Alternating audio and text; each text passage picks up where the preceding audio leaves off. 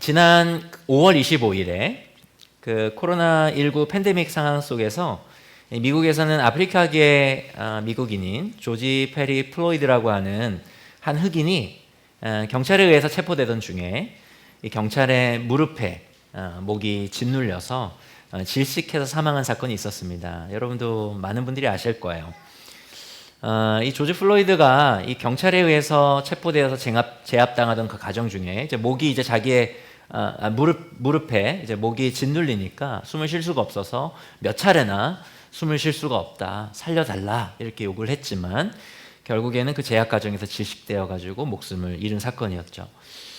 이 사건이 일어난 다음날 오후부터 분노한 사람들의 시위가 미국 여러 곳에서 일어났습니다.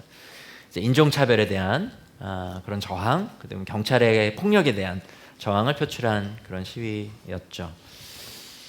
이런 인종차별적인 문제는 사실 코로나19 이 팬데믹 상황에서 더욱 심화되어 가고 있습니다. 이거 한 흑인에 관련된 이야기뿐만 아니라 우리나라 국민들도 사실 전 세계 지금 유학생이라든가 이렇게 이민자들이라든가 이런 우리나라 사람들도 여러 나라에서 인종차별과 혐오로 인한 피해를 입었다는 소식들을 우리가 이제 뉴스를 통해 들었죠. 그 가운데 이제 뉴스에 보도된 몇 가지 사례만 제가 좀 말씀을 드리면은 4월 29일에는 미국 LA에서 한 우리나라 국민 20대 여성에게 한 백인이 막 유리병을 던지면서 막 욕을 한 사건도 있었고, 호주에서는 지난 3월 22일에 호주의 10대 청소년 6명이 우리나라 국민 20대 여성을 향해서 코로나를 호주에 가져왔다고 하면서 이제 얼굴을 막 폭행하는 그러한 사건이 발생하기도 했습니다. 혐오의 문제는 전 세계적 문제가 되고 있고요. 그리고 이거는 전 세계, 우리나라 밖에서만 일어나는 문제가 아니라 사실 우리의 문제이기도 합니다. 여러분들은 어떠세요? 여러분과 다른 모양새의 사람들을 여러분은 어떤 마음과 감정으로 대하시나요? 혹은 여러분과 정치적인 입장이 다른 사람들에 대해서 여러분은 어떤 마음과 생각과 감정을 갖고 계십니까? 이 수천 년 전에 한 하나님의 사람에게도 이 혐오는 동일한 문제였는데요. 어떤 대상을 극도로 혐오한 한 사람의 이야기를 오늘 나눠보려고 합니다. 오늘 우리가 함께 나눌 말씀은 요나서인데요. 요나서 전체를 좀 나누고 싶습니다. 오늘 제가 나늘모 꿈꾸는 교회 수준을 알기 때문에 요나서 전체를 나누도록 하겠습니다. 그러나 제가 시간 관계상 전부를 읽을 수 없고, 요나서는 1장부터 4장까지 있거든요. 전체를 읽을 수는 없고 일부분을 읽어가면서 말씀을 나누려고 하는데요. 먼저 요나서 1장 1절에서 10절까지를 함께 나누겠습니다. 1절부터 10절까지를 제가 한 절, 여러분이 한 절, 그렇게 번갈아 교독하도록 하겠습니다. 주님께서 아미떼의 아들 요나에게 말씀하셨다. 너는 어서 저 큰 성읍 니누에로 가서 그 성읍에 대고 외쳐라. 그들의 죄악이 내 앞에까지 이르렀다. 그러나 요나는 주님의 낯을 피하여 스페인으로 도망가려고 길을 떠나 욥바로 내려갔다. 마침 스페인으로 떠나는 배를 만나 뱃삭을 내고 사람들과 함께 그 배를 탔다. 주님의 낯을 피하여 스페인으로 갈 셈이었다. 주님께서 바다 위로 큰 바람을 보내시니 바다에 태풍이 일어나서 배가 거의 부서지게 되었다. 뱃사람들은 두려움에 사로잡혀 저마다 저희 신들에게 부르짖고 저희들이 탄 배를 가볍게 하려고 배 안에 실은 짐을 바다에 내던졌다. 요나는 벌써부터 배 밑창으로 내려가 누워서 깊이 잠들어 있었다. 마침 선장이 그에게 와서 그를 보고 소리를 쳤다. 당신은 무엇을 하고 있소? 잠을 자고 있다니 일어나서 당신의 신에게 부르짖으시오. 행여라도 그 신이 우리를 생각해 준다면 우리가 죽지 않을 수도 있지 않소? 뱃사람들이 서로 말하였다. 우리가 어서 제비를 뽑아서 누구 때문에 이런 재앙이 우리에게 내리는지 알아봅시다. 그들이 제비를 뽑으니 그 제비가 요나에게 떨어졌다. 그들이 요나에게 물었다. 우리에게 말하시오. 누구 때문에 이런 재앙이 우리에게 내렸소? 당신은 무엇을 하는 사람이며 어디서 오는 길이요? 어느 나라 사람이요? 어떤 백성이요? 그가 그들에게 대답하였다. 나는 히브리 사람이요 하늘에 계신 주 하나님 바다와 육지를 지으신 그분을 섬기는 사람이요. 요나가 그들에게 자기가 주님의 낯을 피하여 달아나고 있다고 말하니 사람들이 그 사실을 알고 겁에 질려서 그에게 소리쳤다. 어쩌자고 당신은 이런 일을 하였소. 여러분 혹시 춥지 않으시죠? 네, 여기 앞에 히터만 좀 꺼주실 수 있나요? 제가 그 안구 건조증 있어가지고 눈이 좀 불편해서. 네, 감사합니다. 여러분 요나에게 전해진 하나님의 말씀은 아주 단순합니다. 이 다른 선지서들과 다르게요. 여러 다른 선지서들을 보면 하나님의 말씀이 많이 담겨져 있죠. 그래서 하나님의 말씀을 이 선지자들이 이렇게 전하는, 그 하나님의 풍성하게 담겨진 하나님의 말씀을 전하는 이야기들이 많이 담겨져 있지만, 요나서에 기록된 하나님의 말씀은 많지도 어렵지도 않습니다. 정말 단순하고 분명해요. 2절을 보면은 요나가 받은 하나님의 말씀이 뭡니까? 니느웨로 가서 하나님의 말씀을 외치라는 것이었습니다. 근데 어찌된 일인지 이 요나가 니느웨로 가지 않아요. 대신 요나가 향한 곳은 어디죠? 스페인. 세 번역에서는 우리가 이해하기 쉽게 스페인이라고 번역했지만 사실 다시스, 개역성경 다시스로 번역이 되어 있습니다. 이 하나님께서 가라고 하신 니느웨와 그다음 요나가 도망간 다시스의 위치를 한번 지도를 통해 한번 보실까요? 지도 한번 보실까요? 지도를 보시면 어떤가요? 니느웨와 다시스. 사실 지도를 통해 보시는 것처럼 하나님께서 요나에게 가라고 명하신 니느웨와 요나가 내달린 다시스는 완전히 반대 방향이죠. 이 당시에는 고대 사회였기 때문에 우리처럼 전 세계적인 지리에 대한 이해가 당시에는 그렇게 많지 않았습니다. 당시에 고대 사회의 사람들이 생각했던 지구 끝은 어디였냐면 거의 스페인이었어요. 사실 그래서 요나가 사실은 니느웨와 가장 자기의 이해, 자기가 갈 수 있는 가장 반대편 지구 끝을 그는 간 것입니다. 그가 다시스로 간 것은 바로 그것이에요. 어떻게 요나가 이렇게까지 하나님이 가라고 하신 니느웨에 사실상 반대편 지구 끝을 간 것일까? 요나가 왜 그랬을까요? 왜냐하면 도저히 그가 혐오하는 니느웨라고 하는 이 도시, 이 민족을 향해 하나님의 말씀을 전하기는 죽기보다 싫었기 때문에 그렇습니다. 근데 이제 니느웨를 향한 이 혐오로 인해서 하나님께서 가라고 하신 방향과 완전히 반대편을 내달리는 요나를 하나님께서는 그냥 두시질 않아요. 오늘 4절 한번 보실까요? 4절에 보면 뭐라고 되어 있습니까? 주님께서 바다 위로 큰 바람을 보내시니 라고 되어 있죠. 이 구약 성경은 히브리어로 쓰여져 있는데 이 히브리어 원문에도 이 하나님의 이름으로 잘 알려진 여호와, 야훼라고 하는 이 단어가 이 4절의 문장의 맨 앞에 있습니다. 그러니까 뭐예요? 큰 바람을 보내신 주체가 누구라는 거예요? 하나님이라고 하는 거를 이 요나서가 강조하는 겁니다. 그냥 자연현상이 아니라 우연히 발생된 무언가가 아니라 하나님께서 일부러 요나를 추격하시기 위해서 큰 바람을 일으키셨다는 것을 요나서가 보여주고 있는 거예요. 우리 역시 큰 바람을 만났습니다. 코로나라고 하는 바람이에요.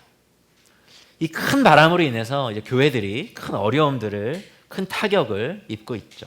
사실 교회는 모이게 힘쓰는 그런 사람들이잖아요. 근데 이제 코로나로 인해서 모일 수가 없게 되니 무엇보다도 이 정부와 사회가 이 교회가 모이는 데서 이렇게 민감한 때가 없었습니다. 그렇죠?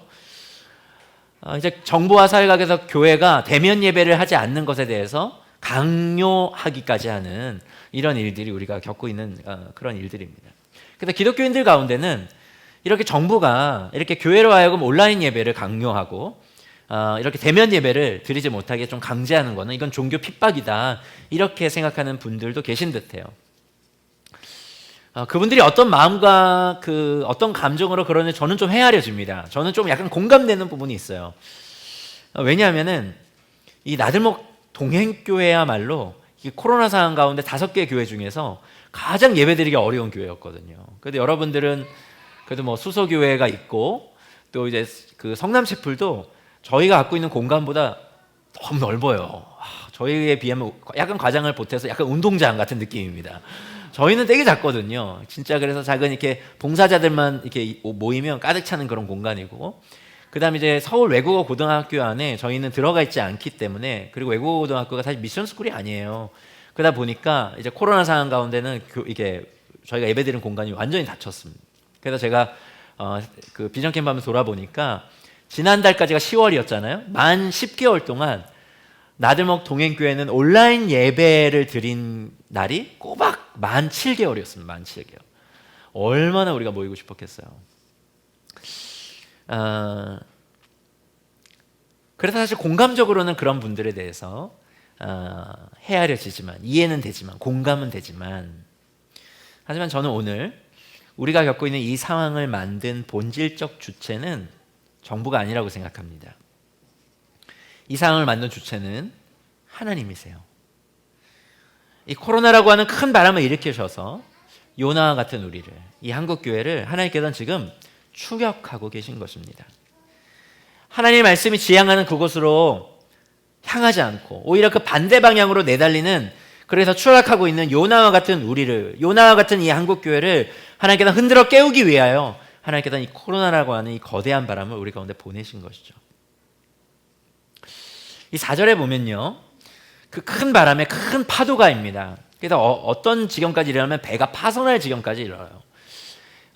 여러분들이 이제 뭐 대단한 상상력이 아니어도 상상할 수 있습니다. 우리가 그 배를 타고 있다고 생각해 보세요. 지중해라고 하는 큰 바다를 건너는데 엄청나게 큰 파도를 만나요.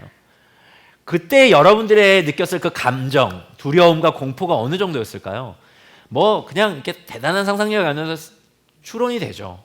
추측이 될 겁니다. 사람들이 난리가 나요. 그러니까 이제 어떻게 답니까? 막 저마다 자기가 아는 신의 이름을 부르고 막 난리가 났습니다. 뿐만 아니라 바깥에 배 밖으로 물건들을 내던져요. 그 물건들이 여러분 어떤 물건이었을까요? 뭐 물티슈 정도였을까요? 자기가 갖고 있는 굉장히 소중한 값비싼 물건이었을 거예요. 다시스가 무역으로 굉장히 유명한 도시였기 때문에 그 다시스로 가서 무역을, 어쩌면 한탕을, 한 몫을 챙기려고 하는 사람들의 값비싼 물건들도 가득했을 것이고, 또 꼭 그렇지 않다 할지라도 그 긴 여행을 위해서 꼭 필요한 아주 소중한 물건들만 챙겼겠지 않았겠어요? 근데 그거를 그냥 아낌없이 배 밖으로 다 던집니다. 왜요? 살기 위해서. 그런데 그 난리 복판에 이 요나라고 하는 이 사람은, 이 하나님의 사람이라고 하는 이 요나라고 하는 이 사람은 배 밑창으로 내려가서 깊은 잠에 빠져 있습니다.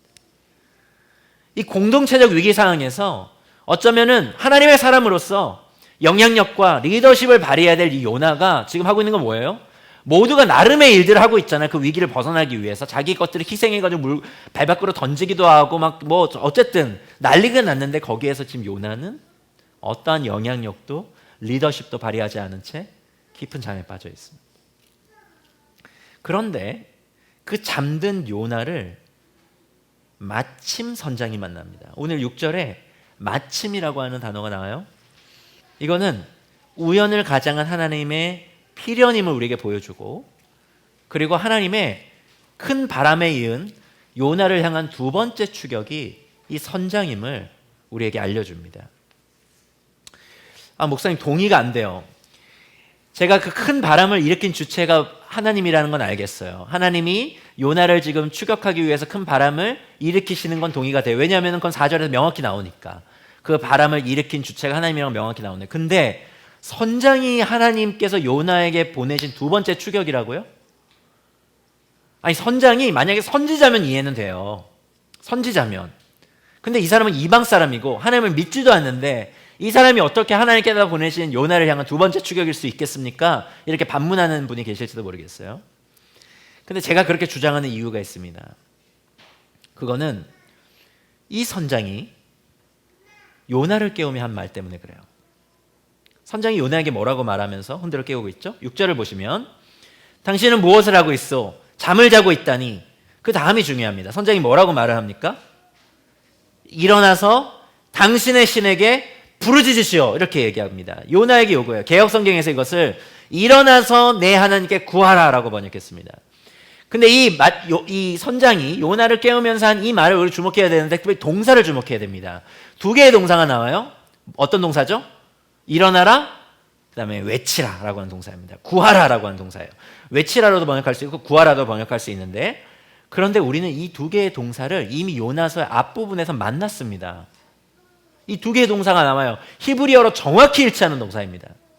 누가 그 동사를 통해서, 누가 이 동사를 가지고 말을 이었을까요? 했을까요? 하나님이세요. 아까 하나님이 요나에게 굉장히 단순한 말씀을 했다고 했습니다.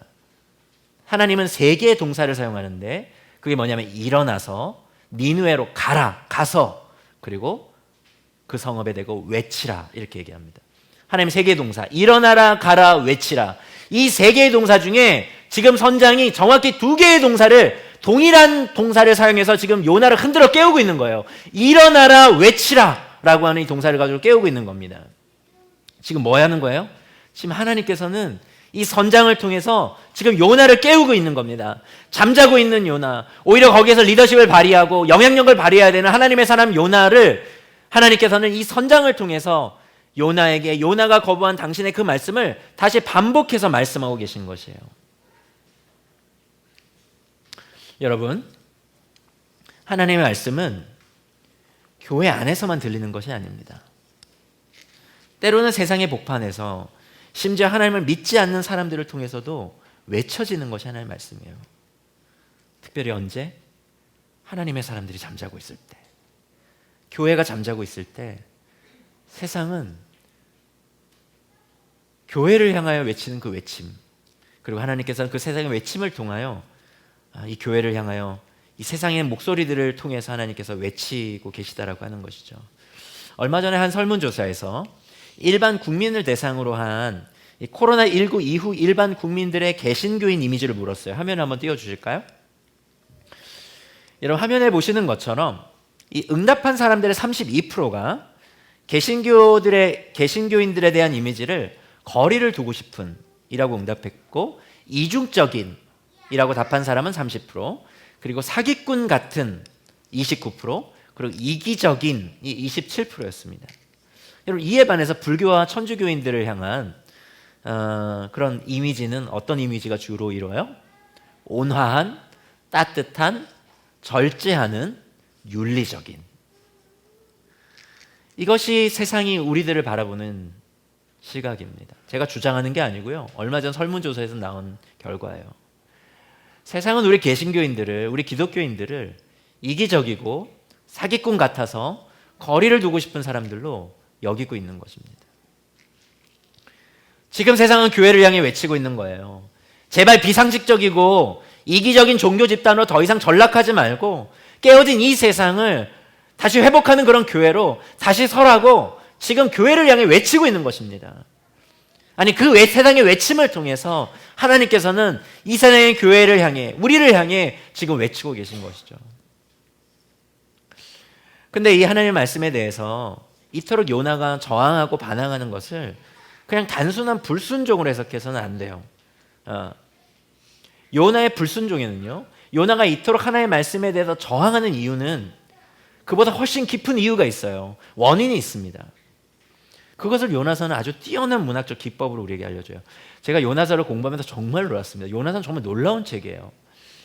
이 요나서가요, 이제 히브리어로 쓰여졌다 그랬잖아요. 히브리 문학의 기법으로 이 요나서가 쓰여지고 있는데, 여러분, 그 모든 문학계는 이 글에는 이 구조를 통해서도 메시지를 전합니다. 그러니까 예를 들면 제가 논문을 쓴다고 하면 논문도 논문의 구조를 통해서 어디에 중요한 내용이 담겨져 있는지, 그리고 이 어디에 무언가 요약하는지 이런 것들이 다 나오잖아요. 제가 설교를 할 때에도 정말 많이 신경 쓰는 것 중에 하나, 여러분은 잘 못 느끼시겠지만 개요입니다. 개요. 어떻게 이 구조를 짤 것인가. 우리가 시를 쓸 때도 마찬가지고 나름의 형식과 구조를 통해서 그 구조를 통해 전하고자 하는 메시지를 담기도 해요. 사람들은 글을 쓸 때. 근데 이 히브리 문학에서도 구조를 통해서 중요한 메시지를 전하는 방법이 있습니다. 그것이 뭐냐면 교차대꾸법인데, 히브리 문학에서는 가장 중요한 메시지를 가운데 두고 그것을 중심으로 대칭적으로 나머지를 배열을 해요. 그 구조를 통해서 가장 중요한 메시지를 구조적으로 사람들이 발견할 수 있도록 하는 그런 문학적인 기법이 있습니다. 그런데 요나서 1장이 그렇게 쓰여졌어요. 한번 볼까요? 요나서 1장, 여러분 화면 한번 보시죠. 요나서 1장이 어떤 구조로 쓰여졌는지 보십시다. 수서체풀에는 이 빔 프로젝트가 무척 열악하군요. 그래, 여러분 강의 안에도 있어요. 보시면 처음에 전반부에 보면은 아까 얘기했던 것처럼 선원들이 놀랍니다. 난리가 납니다. 큰 바람을 만나서. 그런데 1장의 이 끝절에 보면은, 끝부분에 보면은 주님을 두려워하는, 여전히 또 두려워하는 선원들의 모습이 나와요. 아까 큰 바람을 통하여 이 선원들이 자신들의 신을 향하여 부르짖습니다. 기도해요. 그런데 마지막에 이 선원들이 14절에 보면은 하나님께 기도를 드리는 모습들이 나옵니다.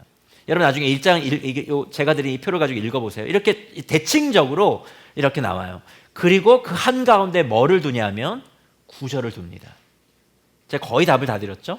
그럼 요나서 1장에서 가장 중요한 메시지가 담겨져 있는 절은 몇 절이에요? 역시 수준이 있어요. 꿈꾸는 게 잘 따라오고 계십니다. 9절이죠.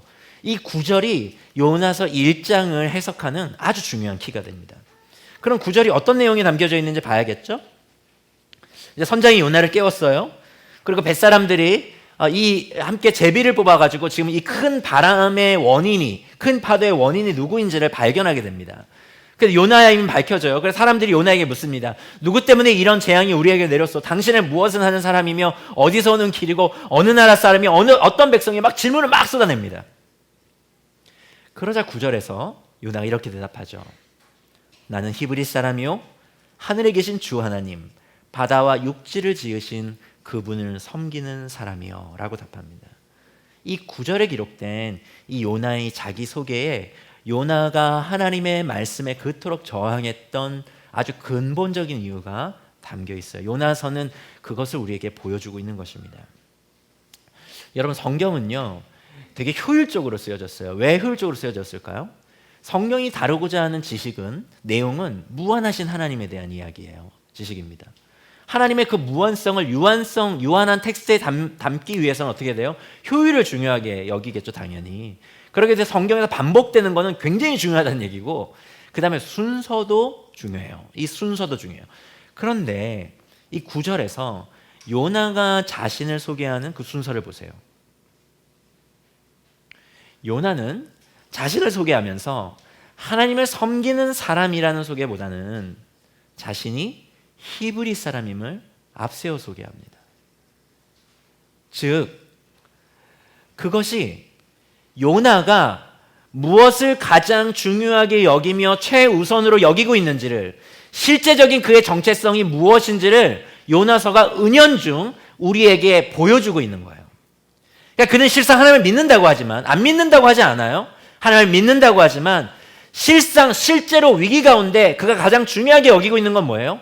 그가 바로 히브리 민족이라고 하는 정체성이고, 즉 히브리 민족주의적 관점이 그가 가장 중요하게 여기는 세상을 해석하는 관점, 그리고 세상을 살아가는데 가장 최우선되는 그의 중심 가치고 세계관이라고 하는 것입니다. 이 히브리 민족이 그가 실제적으로 가진 최우선적 정체성이라고 하는 거예요.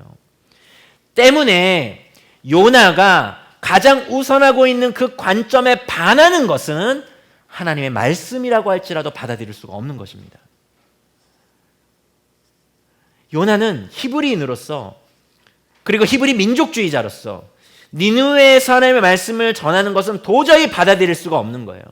니느웨가 그로 인하여 하나님으로부터 혹 구원을 받는다는 것은 요나에게 일어나서는 안 되는 일이에요.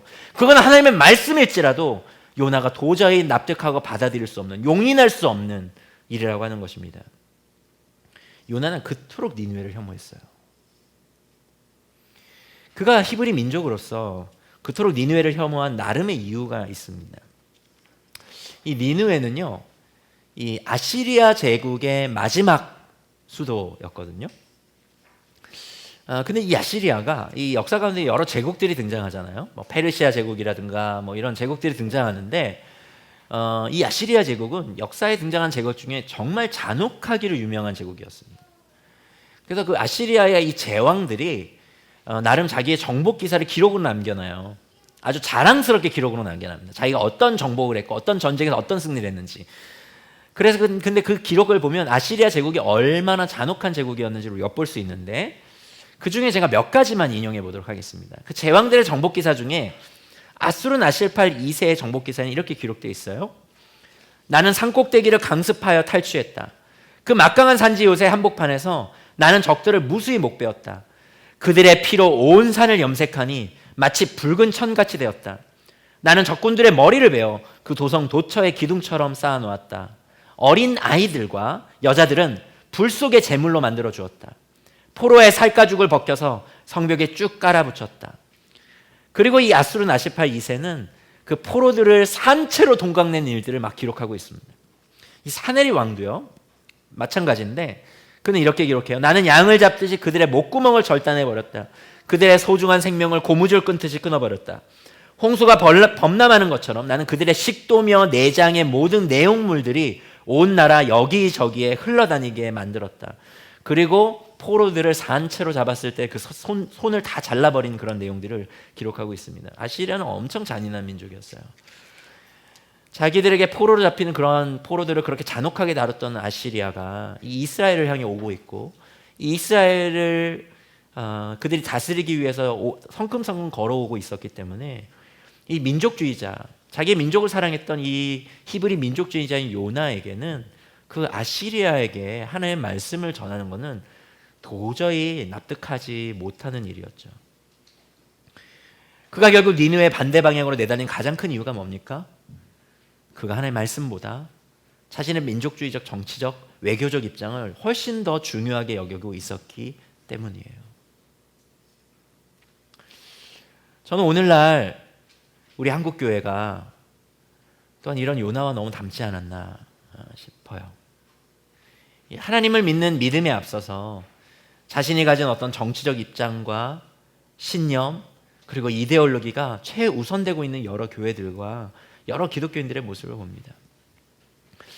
하지만 하나님께서 큰 바람을 일으키셔서 지금 요나를 뒤흔들고 계신 가장 큰 이유가 바로 이 뒤바뀌어버린 요나의 중심 가치와 세계관과 이 정체성을 다시 하나님께서 원래대로 되돌려 놓으시려고 하는 것처럼, 그런 하나님의 그 분명한 목적을 가진 흔드심이라는 것처럼 지금 하나님께서는 이 코로나라고 하는 이 큰 바람을 일으키셔서 다시 하나님의 말씀을 최우선하는 하나님 나라의 백성으로 한국교회를 다시 되살리기 위해서 하나님께서 이 코로나라고 하는 큰 바람을 우리 가운데 일으키시는 것이 아닌가, 저는 그렇게 생각합니다.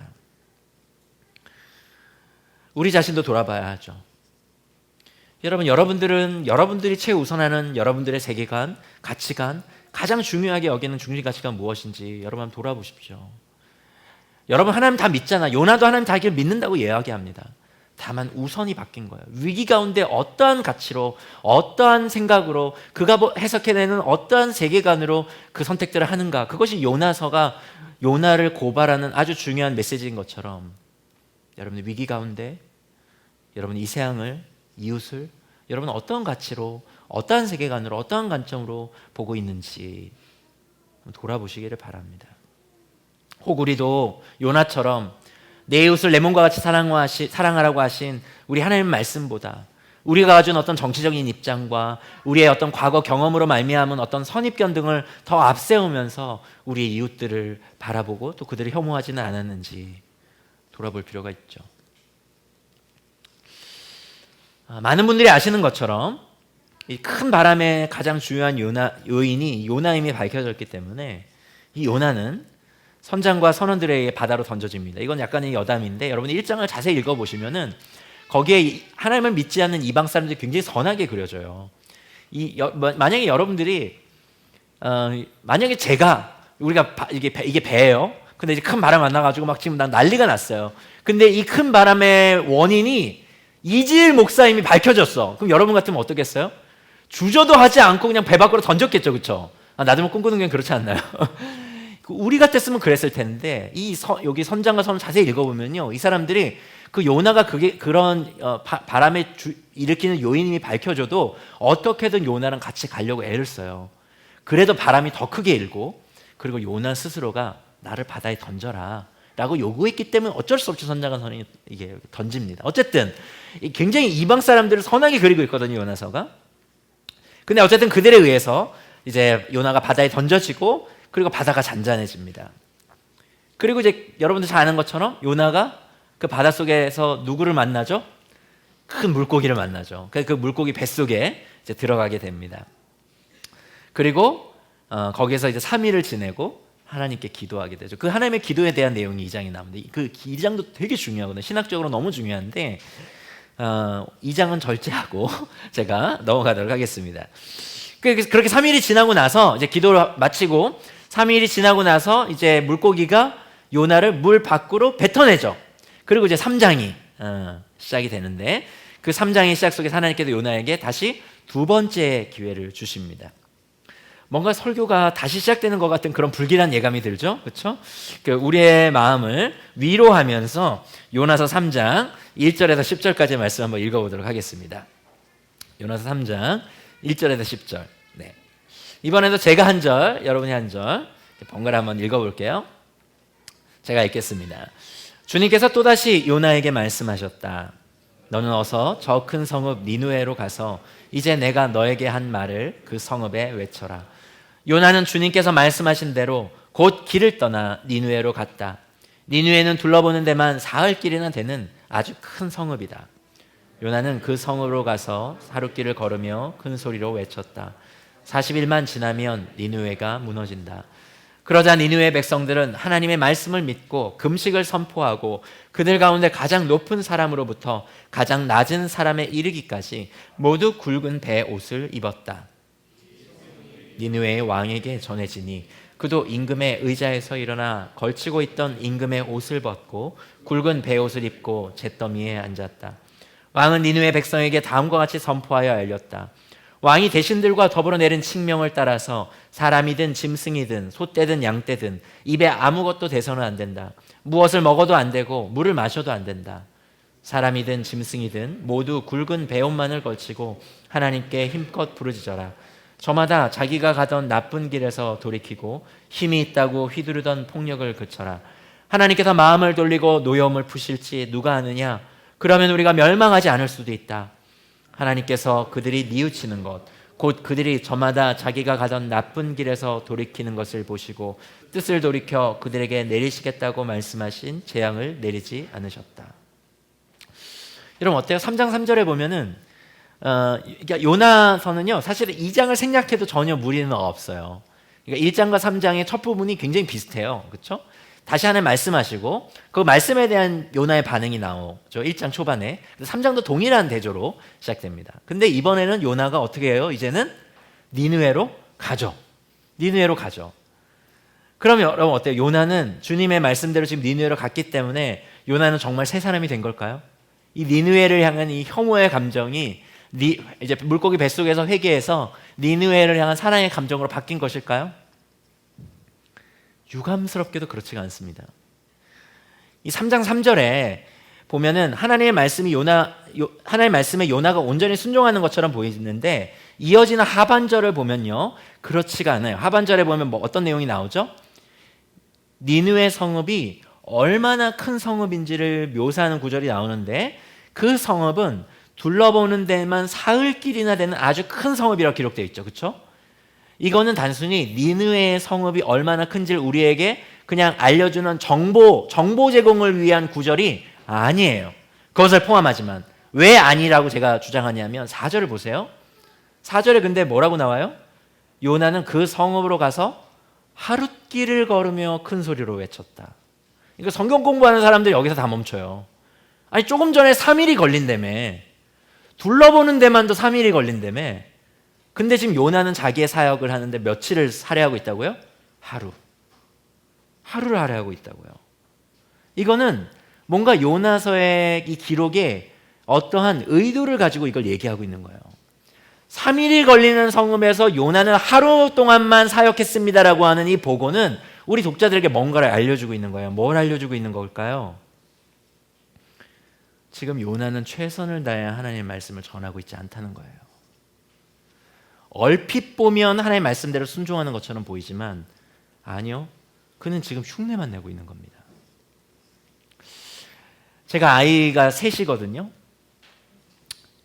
최훈남 목사님은 저보다 더 훌륭하셔서 넷이죠. 넷. 그렇죠? 근데 저는 셋인데 저의 막내 아들이 하진이에요. 초등학교 1학년 하진인데 근데 우리 하진이는 양치를 싫어해요. 양치하는 걸 정말 싫어해요. 이게 참 이 은혜인 게 저희 둘째 딸 하린이는 양치를 아주 성실하게 잘해요. 네, 아주 성실하게 잘합니다. 근데 이제 얼마 전에 치과 갔더니 우리 하린이는 이가 약하대요. 잘 썩는 이래요. 네. 근데 우리 하진이는 참 이게 하나님의 은혜인 게 양치하는 걸 싫어하는데 이가 잘 안 썩는 이래요. 근데 이 녀석이 양치를 잘 안 해요. 그래서 이 양치할 때 하진아 이제 양치해 네 하고 이제 들어가요. 그것도 몇 번이에요. 몇 번 이렇게 설득해가지고 들어가서 겨우 들어가면 이제 자기 칫솔에다가 이제 치약을 묻히고, 그것도 달콤한 치약을 묻혀가지고 저기 안에 칫솔을 물고만 있어요. 거의 제가 볼 때는. 네, 물고만 있어요. 구석구석 닦으면 3분이 걸리는데 물고만 있으면서 한 1분 정도 지나면 저한테 저기서 들리죠. 화장실에서. 아빠 이제 그만해도 돼요? 이렇게 부르죠, 저를. 네. 지금 요나가 그렇게 하고 있는 겁니다. 요나가 그렇게 하는 거예요. 딱 하루 일하고 딱 하루 사용하고, 하나님 이제 됐죠? 이제 됐죠? 이제 그만해도 되죠? 제가 이렇게 얘기하면은 어떤 분들은, 아니 목사님 마음이 너무 불편합니다. 지금 최훈아 목사님이 너무 그립습니다. 저 요나 지금 되게 좋아하거든요. 지금 목사님이 너무 요나를 지금 안 좋게 지금 몰아가고 있는 것 같아요. 아니 요나가 효율적으로 니느웨에서 하루 동안 일할 수도 있잖아요. 중요한 거점을 다리면서 매우 효과적으로 사역했을 수도 있잖아요. 그것을 꼭 이렇게 나쁘게만 보는, 왜 이렇게 삐딱하세요 목사님, 이렇게 생각하시는 분이 계실지도 모르겠습니다. 그런데 그것도 타당한 추론이에요. 타당한 추론입니다. 성경 공부할 때 그렇게 주장하실 수도 있어요. 그런데 저는 그 주장에 동의하지 않습니다. 왜냐하면 지금 요나가, 아무리 제가 요나를 잘 바르려고 해도 요나가 지금 순종하고 있는 척을 하고 있다고 제가 확신하고 있는 거는 그가 외친 메시지의 내용 때문이기도 합니다. 그가 외친 예언을 한번 보세요. 요나가 뭐라고 외치죠? 그렇죠? 40일만 지나면 니느웨가 무너진다, 이렇게 외치죠. 근데 그의 메시지가 너무 짧습니다. 내용도요, 멸망에만 초점이 맞춰져 있어요. 정말 이렇게 짧은 말씀을 요나에게 주셨을까? 그리고 정말 멸망에만 관련된 말씀만을 하나님께서 요나에게 주셨을까? 저는 그렇지 않을 것이라고 확신합니다. 왜냐하면요, 그것이 요나서 전체가 쓰고 있는 어떤 기법 때문인데, 제가 요나서가 구조적으로 메시지를 전하고 있다고 그랬잖아요. 요나서 1장을 보면 요나와 대조되는 인물이 나와요. 지금 요나와 계속 대조되는 인물들이 나오는데, 요나와 대조되는 인물의 공통적인 특징이 있습니다. 하나는 하나님을 믿지 않아요. 심지어 이방 사람입니다. 1장에서는 누가 등장해요? 선장. 그렇죠? 선장이, 그러니까 하나님의 말씀을 외쳐야 할 요나는 하나님의 말씀의 반대 방향으로 내달리고 있고, 그리고 공동체적 위기 가운데 리더십과 영향력을 발휘해야 되는 요나는 깊은 잠에 빠져 있는데, 거기서 나름 리더십을 발휘하는 사람이 누구냐면 선장이고, 그 선장이 하나님의 말씀을 외치고 있는 것들 우리가 1장에서 봤잖아요. 근데 3장도 동일하게 이 요나와 대조되는 인물이 하나 나옵니다. 3장에서는 니느웨 백성들을 향하여 2명의 메신저가 나와요. 니느웨 백성들에게 2사람이 메시지를 전합니다. 한 명은 누구예요? 요나예요. 요나예요. 그냥 또 다른 메신저가 나오는데 요나와 대조군으로 등장하는 메신저입니다. 누굽니까? 여러분 저 잘 따라오고 계신 거죠? 여러분 마스크를 쓰고 있으니까 제가 이게 제대로 여러분 따라오고 계신지 모르겠어요. 누구죠? 니느웨 왕이다. 니느웨 왕. 그런데 요나와 다르게 대조되어서 등장하는 이 3장의 메신저인 이 니느웨 왕의 메시지를 한번 보세요. 분량적으로 어떻습니까? 요나는 0.5절이에요. 근데 이 니느웨 왕은 3절에 육박해요. 그러니까 요나가 전한 메시지의 거의 6배에 달하고요. 내용은 어떻습니까? 요나는 멸망에만 초점을 맞추고 메시지를 전했다고 그랬죠. 근데 니느웨 왕이 전한 메시지 보세요. 니느웨 왕은 회개하라는 내용이 주 메시지이고, 그리고 너희들이 회개하면 구원에 이를지도 모른다, 구원까지 기대케 하는 그런 메시지입니다. 저는 사실 요나가 받은 이 말씀이 이 니느웨 왕이 전하고 있는 메시지에 거의 방불하게 받은 말씀이라고 저는 확신합니다. 1장의 선장이 요나를 깨웠던 그때를 떠올려 보면은, 선장은 분명 하나님을 모르는 이방 사람이었지만 선장은 하나님께서 요나에게 명하셨던 3개의 동사 중에 2개, 일어나라, 외치라라고 하는 동사를 사용해서 요나를 깨웠다고 했어요. 하나님께서는 선장을 통해서 요나에게 말씀하고 계시다고 했죠. 요나서 3장도 동일한 기법으로 지금 니느웨 왕을 등장시키는 겁니다. 니느웨 왕의 백성들을 향한 메시지는요, 사실 요나가 전했어야 하는 메시지예요. 요나가 전해 온전한 메시지였습니다. 열정을 가지고 하나님의 사랑의 마음을 담아서 온전하게 전해야 돼요. 너희는 회개해라. 그럼 하나님께서 너희를 구원하여 내실 것이다 라고 하는 메시지를 온전히 그 힘주어 3일 동안 완벽하게 전해야 됐는데, 요나는 그 중에 자기가 좋아하는 말씀만을 취사 선택해서, 니느웨가 곧 멸망할 것이라고 하는 그 말씀만을 취사 선택해서 단 하루만 부분적으로 그가 요나가 말씀을 전하고 있다라고 하는 것이죠. 지금 요나서 3장은요, 표면적으로는 하나님 앞에 순종하고 있는 듯 요나가 보이지만 실제로는 요나가 조금도 변하고 있지 않다라고 하는 것을 우리에게 고발하고 있는 것입니다.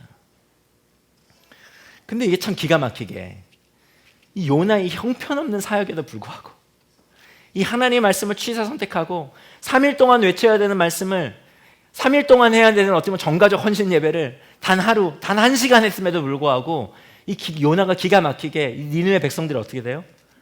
회개하는 역사가 일어나요. 이게 참 기가 막힙니다. 제가 5절 6절 한번 읽어볼까요? 그러자 니느웨 백성들은 하나님의 말씀을 믿고 금식을 선포하고 그들 가운데 가장 높은 사람으로부터 가장 낮은 사람에 이르기까지 모두 굵은 베옷을 입었다. 이 소문이 니느웨 왕에게 전해지니 그도 임금의 의자에서 일어나 걸치고 있던 임금의 옷을 벗고 굵은 베옷을 입고 잿더미에 앉았다. 그러니까 성경에 그 기록된 이 회개 역사 가운데 전무후무한 역사가 일어나는 거예요. 전 국민적 회개 역사가 일어난 겁니다. 막 말씀을 이 니느웨 백성들이 하나님의 말씀을 스치기만 했잖아요. 근데 거기에서 막 회개가 일어나는 거예요. 막 동물들에게까지 막 베옷을 입히고 막 난리가 났습니다. 엄청난 영적 부흥이 일어난 거예요. 근데 요나서 3장이 왜 이 전국민적 이 회개 사건을 기록하고 있을까요? 아까 지금 제가 지금 계속 얘기하고 있잖아요. 요나서는 무엇을 통해서 제가 우리에게 지금 계속 메시지를 전하고 있어요? 대조를 통해서. 하나님의 말씀에 스치기만 해도 하나님 앞에 돌아오는 이 니느웨 백성들에 비해서 요나는 어떻습니까? 하나님의 말씀을 집중적으로 들었죠. 하나님의 말씀을 수차례 반복해서 듣고 있습니다. 근데도 요나는 조금도 바뀌지 않아요. 그 요나의 그 완고함을 도드라지게 보여주기 위해서 이 요나서 3장이 이 니느웨 백성들의 전국민적인 회개 사건을 요나서 3장이 기록하고 있는 겁니다. 여러분, 요나에게 가장 큰 문제는 니느웨였지만 지금 요나서에서 가장 큰 문제는 정작 누구입니까? 요나입니다. 요나는 홀로 이 사실을 깨닫지 못해요. 교회들을 향하여 세상을 향하여 한국 교회들이 세상을 향하여 여러 가지 많은 이것이 문제다 저것이 문제다라고 막 얘기하고 있지만 어쩌면 정작 문제는 우리 교회들인지도 모릅니다. 여러분, 많은 사람들은 나에 대해서 가장 객관적으로 잘 알고 있는 사람이 나일 거라 생각해요. 여러분도 그렇지 않나요? 예를 들면 여러분들 목자님들이나 아니면 주변에 누가 여러분들을 향하여 너 이런 거 아니야? 약간 좀 부정적인 피드백을 주면 여러분은 발끈하시죠? 당신이 나에 대해서 아는 게 뭐가 있다 그래? 이러면 발끈하시지 않으시나요? 그렇죠? 사실 우리는 은연중에 우리가 가장 객관적으로 나 자신에 대해서 내가 잘 알고 있을 거라 생각하지만, 그러나 저는 인간이 가장 객관적일 수 없고 잘 모르는 두 존재가 있다면 첫 번째는 자기 자신이고 두 번째는 자기 자식이라고 생각합니다. 이건 저의 명언입니다. 명언. 네. 최근 한 논문을 통해서 제가 도덕적 면허 효과, 도덕적 허가라고 하는 개념을 알게 되었는데 여러분 들어보셨어요? 도덕적 면허 효과, 도덕적 허가라고 하는 거는 이 과거에 선행을 행하거나 도덕적인 행동을 하게 되면은 자신이 도덕적이라고 스스로 생각해서 이후에 때로 행하게 되는 나쁜 일에 대해서 스스로 정당하게 한다는 그런 이론입니다.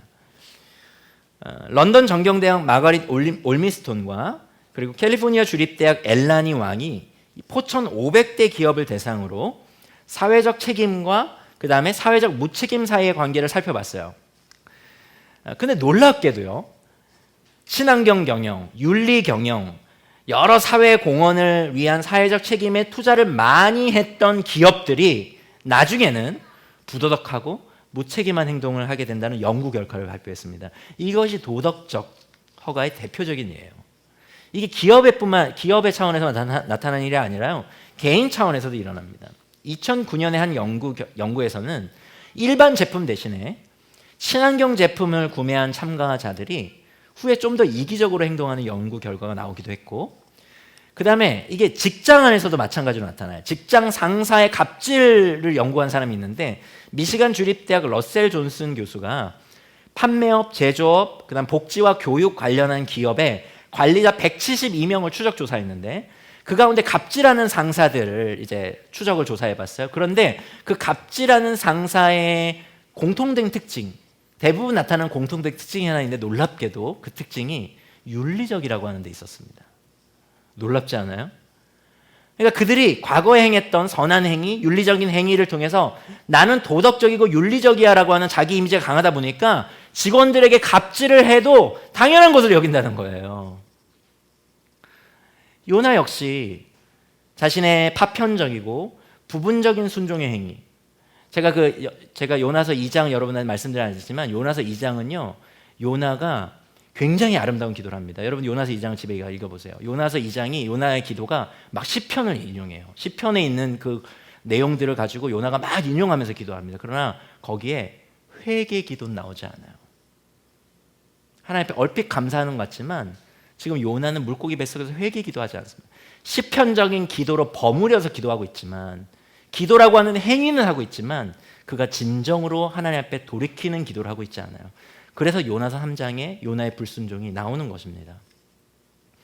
요나는 자신이 하나님을 안 믿는 사람이 아니에요. 믿고 있다고 생각하고 자기는 하나님 앞에 기도하는 사람이라고 하는 자기 이미지를 갖고 있고, 우리들처럼 주일날 예배드리고 헌금하고 여러분 가운데 봉사하고 이렇게 오늘 여러분처럼 아무 일 없이 하나님 앞에 나오는 부분적이고 파편적인 종교 행위들, 순종 행위들을 요나가 해요.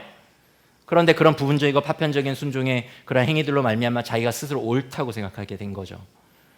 그런 자기 확신이 결국 하나님과 반대 방향으로 내달리면서도, 하나님과 반대 방향으로 내달리는 죄를 범하면서도 자신이 옳다고 항변하게 만든 것이 바로 그런 부분적인 파편적인 그의 순종 때문이 아닌가. 우리 역시 마찬가지일지 모릅니다. 여러분 스스로를 어떻게 보십니까? 이 정도면 되지 뭐. 내가 코로나 상황 가운데서 얼마나 선전하고 있는데, 내가 하나님 앞에 얼마나 잘 서 있는데, 이 문제는 내 문제가 아니지, 나는 하나님 앞에 지금 하나님 편에 서 있잖아 라고 스스로를 옳다고 여기는 그 이유가 정말 우리가 옳아서가 아니라 어쩌면 우리의 부분적이고 종교적인, 우리가 착하고 거룩하고 선하다고 생각하는 그런 행위들과 선행들로 말미암은 것은 아닌지 돌아볼 필요가 있습니다. 제가 서두에 보여드린 일반 국민을 대상으로 코로나19 이후 일반 국민들의 개신교인 이미지, 여러분 설문 생각나시죠? 우리가 이 지경까지 된 것은 이 140년의 역사를 가진 우리 한국 교회의 성찰적인 영성이 요나의 수준 정도로 계속 머무르고 있었기 때문에 아닌가 성찰하게 됩니다. 여러분 정말 요나서 한번 깊게 읽어보십시오. 요나서 2장은요 정말 생략해도 좋을 만한 내용입니다. 우리 한국교회가 얼마나 많이 기도합니까? 종교적 행위를 얼마나 열심히 합니까? 그런 한국교회가 정말 성찰하고 있나요? 정말 하나님의 말씀을 듣고 돌이키고 있습니까? 우리가 그 성찰의 수준을 요나 정도로 머무르고 있기 때문에 하나님께 사랑하시는 이웃을 향한 민감함을 기르지도 못하고, 조금의 성숙함과 1cm의 성장도 이루지를 못하고, 신앙생활을 그렇게 오래 했음에도 불구하고 아주 편협하고 이기적인 종교인으로 전락하고 있는 이유가 바로 그 때문은 아닌가요? 오늘날 이 세상의 기술은 엄청나게 발달했습니다. 여러분 지금 역사가 시작된 이래로 전 세계가 이렇게 연결됐던 적이 없어요. 그렇죠? 그런데 아이러니하게도 서로 간의 대화는 점점 말라져 가고 있고 사라져 가고 있어요. 마음과 마음을 잇는 대화는 정말 사라져가고 있어요. 그 마음과 마음을 이게 서로 간의 대화 속에서 채워지는 사람들 간의 이 마음 대신에 뭐가 채우고 있습니까? SNS가 채우고 있죠. 근데 그 SNS 가운데 얼마나 많은 가짜 뉴스들과 잘못된 메시지들과 영상들과 정보들이 우리를 지금 인도하고 이끌어가고 있는지 몰라요. 여러분이 이제 유튜브나 이제 페이스북, 인스타그램 뭐 이런 것들 보시면 여러분에게 추천되는 영상들이 있을 것입니다. 추천되는 피드들이 있을 거예요. 그러면은 예를 들면 제가 이렇게 보는 내가 이렇게 페이스북 이런 것들 추천해 주네라고 하는 그런 추천되는 영상들, 피드들과 그다음 우리 여기 있는 우리 보혁 형제에게 추천되는 영상과 뭐 피드들이 어느 정도 비슷할 거라고 생각합니다. 우리는 어느 정도. 그건 아니에요. 이건 철저하게 우리 개인에게 추천되는 겁니다. 구글, 유튜브, 인스타그램, 페이스북에 있는 엔지니어들과 그 다음에 우리가 어떤 영상을 얼마나 머물고 보고 있는지, 뭐에 좋아요를 눌렀는지 그런 것들이 종합된 빅데이터를 가지고 AI와 엔지니어들이 우리가 좋아할 만한 영상들이 계속 추천될 수 있도록 짜여진 게 SNS예요. 근데 문제는 뭐냐면 그렇게 우리에게 추천된 수많은 영상과 정보들 가운데 많은 가짜 뉴스들과 한편의 입장만을 대변하는 때로는 왜곡되고 조작된 영상과 정보가 많다라고 하는 것이고, 우리는 그것들을 보면서 우리도 알지 못하는 사이에 세상을 어느 한쪽에 극단적인 시각으로 보고 해석하게 된다는데 문제가 있다고 하는 것이에요. 그리고 더 큰 문제는 우리의 반대편에 있는 이들을 사랑하기보다는, 또 이해하기보다는 그들을 쉽게 혐오하게 된다는 데 있고, 어떻게 저런 생각을 하지? 어떻게 저렇게 살 수가 있지? 그렇게 쉽게 혐오하게 된다는 데 뿐만 아니라 우리나라에서는 비교적 좀 덜하지만 지금 태국이라든가, 그리고 얼마 전에 미국 대선도 그랬잖아요. 사람들이 총기를 구매하고 자기를 보호하기 위해서 그냥 군대가 배치되고, 이런 우리의 사는 오프라인 속에 일어나는 이러한 삶 속에서 이러한 우리 안에 SNS로 증폭된 혐오가 누군가를 향한 구체적인 폭력과 전쟁으로까지 나타나고 된다는 데 문제의 심각성이 있는 것이죠. 여러분, 우리는 세상이 죄로 인해서 깨어져 있음을 알죠. 때문에 우리는 가짜 뉴스들과 여러 악의적인 왜곡이 우리가 사는 세상에 가득하다는 것을 인지해야 합니다. 분별하는 거 쉽지 않지만 그것을 인지할 필요가 있어요. 그래서 우리가 이렇게 나누게 될 때, 뭐 정치적인 어떤 뉴스나 정보를 나누게 될 때 이것이 가짜 뉴스는 아닌지, 누군가 어떤 의도를 가지고 왜곡하고 이게 누군가를 선동하기 위해서 만든 그런 뉴스들은 아닌지 조심스럽게 살피고 공유해야 합니다. 이거는 나대목 동행교회에서 일어난 일이에요. 예전에 우리 나대목 동행교회는 정치적 입장이 다른 사람들이 이제 한 가정교회를 이루고 있었는데, 코로나가 오기 전에는 뭐 약간 정치적 입장이 달라도 어느 정도였냐면 마음이 상하는 정도였어요. 마음이 상하는 정도. 근데 이제 코로나가 오고 나서 만나질 못하니까 우리 동행교회는 어떤 일이 있었냐면은 이러한 일들을 카톡에서 나누기 시작하고, 거기에서 서로 다른 입장을 나름 이렇게 말다툼이 된 거예요. 카톡상에서. 그러니까 그 근거를 대기 위해서 뭘 가져와요? 자기가 보던 유튜브 영상들을 막 가지고 오죠. 그러다가 싸움이 나가지고 어느 한 부부, 저희 나들목 공동체에서 세례를 받은 부부가 카톡방을 나갔어요. 카톡방을 나갔을 뿐만 아니라 교회를 떠났습니다. 제가 얼마나 가슴 아팠는지 몰라요. 실제로 일어나는 일이에요. 너무 감사하게도 최근에 이제 목자님들이 그 가족을 붙들고 또 가족교회 식구들이 계속 이제 품고 만나고 있다는 얘기들을 들었는데, 이것이 우리 안에 일어난 일들입니다. 우리가 이 땅에서 계속 증폭되고 있는 혐오를 멈추기 위해서 첫째로 해야 되는 건요, 혐오를 증폭시키는 거짓을 분별하고 경계하는 거예요. 이를 위해서 어느 한편의 입장의 이야기만 들어서는 안 됩니다. 여러분, 교회 내에는 다양한 정치적 견해를 가진 사람들이 있다는 것을 인정해야 합니다. 그래서 그들을 혐오하거나 판단하지 말고 우리가 그리스도 안에 한 형제와 자매임을 인정하면서 그들의 이야기에 귀를 기울이고, 또 우리의 이야기를 독단적으로 주장해서도 안 돼요. 근데 여러분, 여기서 오해하지 말아야 되는 거는 지금 제가 얘기하고 있는 거가 교회 안에서 무조건 정치에 관한 생각을 나누는 것은 하면 안 된다 이런 얘기하는 것이 아닙니다.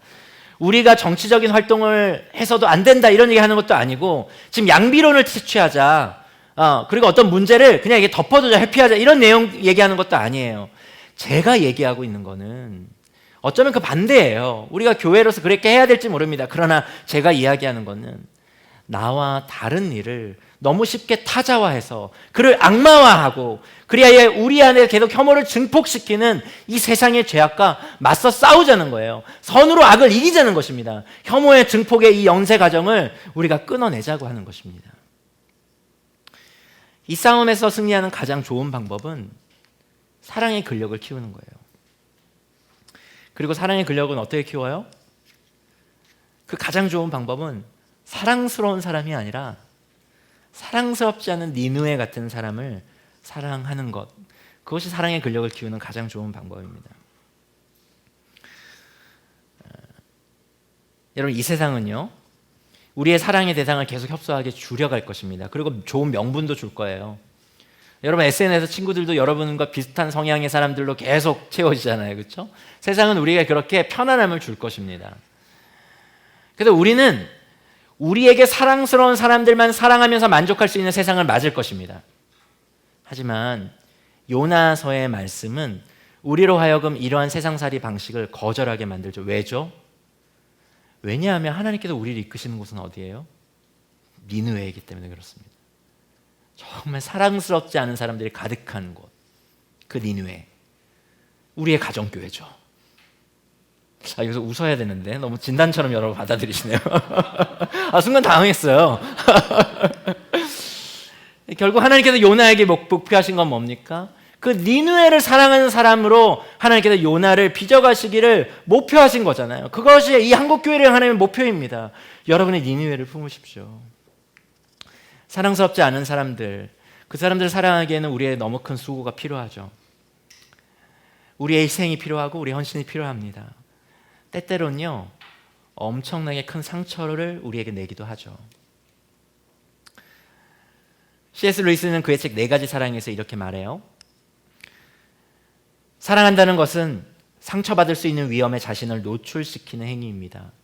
무엇이든 사랑해 보십시오. 여러분의 마음은 분명 아픔을 느낄 것이며 어쩌면 부서져 버릴 수도 있습니다. 아무런 상처도 입지 않고 마음을 고스란히 간직하고 싶다면 누구에게도, 심지어 동물에게도 마음을 주어서는 안 됩니다. 그것을 취미와 작은 사치로 조심스럽게 감싸두십시오. 또 모든 얽히는 관계를 피하십시오. 마음을 당신의 이기심이라고 하는 작은 상자 안에만 넣어 안전하게 잠가 두십시오. 그러나 안전하고 어두우며 움직임도 공기도 없는 그 작은 상자 안에서도 그것은 변하고 말 것입니다. 부서지지는 않을 것입니다. 깨뜨릴 수 없고 뚫고 들어갈 수도 없을 것입니다. 그러나 구원받을 수 없는 상태가 되고 말 것입니다. 천국을 제외하고 여러분이 사랑의 모든 위험과 동요로부터 완벽하게 안전할 수 있는 유일한 장소는 지옥뿐입니다. 코로나는 많은 사람들을 경제적 위기로 내몰 것입니다. 근데 저는 그 순간 교회의 진모력이 드러날 것이라고 믿어요. 여러분 모두가요, 이제 미래에 우리에게 닥쳐올 위기와 위험을 나름 준비할 것입니다. 대비할 것이에요. 가장 대표적으로 많은 사람들은 지갑을 닫을 것이고 그리고 마음을 닫을 것입니다. 모두가 자신의 위기와 위험 때문에 자신의 지갑과 마음을 닫는 이때에 누군가의 위기와 위험을 위해 기꺼이 자기의 지갑과 마음을 열어서 자신의 것을 나누는 위대한 모험을 할 수 있는 사람들은 저는 오직 그리스도인들 뿐이라 생각합니다. 왜냐하면 하나님께서 자신의 삶을 영원이라는 시간 속에서 하나님의 무한한 자원으로 채워주실 것을 믿는 사람들, 다시 말씀드릴까요? 하나님께서 자신의 삶을 영원이라는 시간 속에서 하나님의 무한한 자원으로 채워주실 것을 믿는 사람들만이 이 위대한 모험을 할 수 있는 사람들이기 때문에 그래요. 이 위대한 모험에 자신의 삶을 던질 수 있기 때문에 그렇습니다. 이러한 믿음을 가진 사람들이 진짜 그리스도인일 거예요. 기꺼이 자신에게 올 위험, 부담과 상처와 고통을 감내하면서까지 자신의 것을 나누는 이 위대한 모험을 주저하지 않는 참 교회의 진 면목을 저는 나들목 꿈꾸는 교회에서 보고 싶습니다. 요나서의 마지막은 이렇게 끝이 나요. 제가 한번 읽어보겠습니다. 주님께서 말씀하셨다. 내가 수고하지도 않았고 내가 키운 것도 아니며 그저 하룻밤 사이에 자라났다가 하룻밤 사이에 죽어버린 이 식물을 내가 그처럼 아까워하는데 하물며 좌우를 가릴 줄 모르는 사람들이 12만 명도 더 되고 짐승들도 수없이 많은 이 큰 성읍 니느웨를 어찌 내가 아끼지 않겠느냐. 요나서 4장에서는요 하나님께서 역시 피조 세계를 총동원하셔서 요나를 추격하십니다. 아까 1장에서는 큰 바람을 통해서 추격하셨고 2장에서는 큰 물고기를 통해 요나를 추격하셨는데 4장에서는 그 팔레스타인 지역은 태양빛이 너무 강렬하거든요. 근데 그 강렬한 태양빛을 가려주는 큰 넝쿨이 나와요. 요나가 그걸 되게 기뻐합니다. 근데 하나님께서 벌레를 보내셔서 그 넝쿨을 없애요. 그러니까 요나가 막 짜증과 분노를 막 쏟아내요. 그때 하나님께서 하신 말씀입니다. 이 마지막 절이. 근데 하나님이 반문하시죠. 이 큰 성읍 니느웨를 내가 어찌 아끼지 않겠느냐. 근데 특이하게도 이 하나님의 반문에 대한 대답이나 응답이나 요나의 반응이 요나서에는 나오지 않아요. 그냥 이렇게 요나서가 끝이 납니다. 왜일까요? 이 반문에 대해 대답하고 응답해야 하는 사람은 더 이상 요나가 아니기 때문에 그렇습니다. 하나님께서 그 응답을 듣고 싶어 하시고 보고 싶어 하시는 사람은 바로 우리예요. 여러분은 하나님의 이 반문과 이 질문에 어떻게 답하시겠습니까? 우리 시간 오늘 주신 말씀을 곱씹어 보며 1분 정도 침묵의 시간을 갖도록 하겠습니다.